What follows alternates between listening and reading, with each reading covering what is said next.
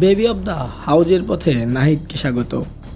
নতুন দলের দায়িত্ব নিতে উপদেষ্টার পদ ছাড়লেন নাহিদ ইসলাম। নাহিদের বয়স এখন 27। সামনের নির্বাচন যদি আগামী 1 বছরের মধ্যে হয় এবং নাহিদ তার আসন থেকে জেতে তিনি সংসদ সদস্য নির্বাচিত হবেন। মাত্র 28 বছরেই সংসদে, ব্যাপারটা অবাক করার মতো না? মোটেও না। বাংলাদেশে হতে পারে নতুন, তবে চোখটা যদি চারদিকে মেলে ধরি পৃথিবীর অনেক দেশেই দেখব এমন অল্প বয়সী পলিসি মেকারদের, যাদের কেউ কেউ পরবর্তীতে দেশের প্রধানমন্ত্রীও হয়েছেন। 2021 সালে জার্মানির রাজ্য সরকারের নির্বাচনে জিতে আসেন এমিলিয়া ফাস্টার। সেই সময় তার বয়স ছিল মাত্র 19 বছর 336 দিন। ফ্রান্সে বিভিন্ন সময়ে কমপক্ষে 7 জন সাংসদ এসেছেন যাদের বয়স 21 থেকে 24-এর মধ্যে।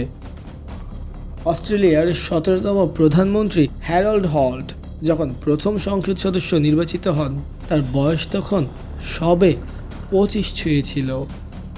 অস্ট্রেলিয়াতেই ম্যালকম ফ্রেশার ও পল কিটিং মাত্র 25 বছর বয়সে সংসদে প্রবেশ করেন। 2020 সালে আজারবাইজানের নির্বাচনে সাবিনা সামাদ আসন পান। দেশটির সর্বকনিষ্ঠ সংসদ সদস্য হিসেবে পার্লামেন্টে যাওয়ার সময় সাবিনার বয়স ছিল মাত্র 27।